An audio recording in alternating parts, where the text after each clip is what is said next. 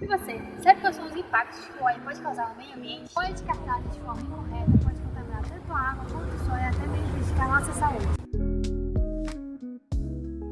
E se eu te contasse que esse óleo pode se tornar um produto útil? Nossa iniciativa sustentável transforma esse óleo em produção de sabão e produtos de limpeza. Com conexão, unimos força à comunidade para fazer a coleta de soja para a produção de produtos que vai beneficiar todos. Criação e desenvolvemos produtos sustentáveis que não vão agredir o meio ambiente.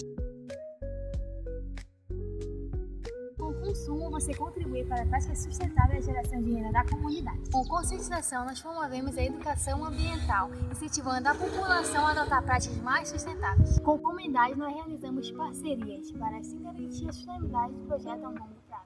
Juntos, nós podemos transformar o Amapá em um exemplo de sustentabilidade, assim gerando empregos, fomentando a pesquisa e fortalecendo a nossa identidade cultural. Compartilhe esse vídeo para aquela pessoa que precisa saber dessa iniciativa.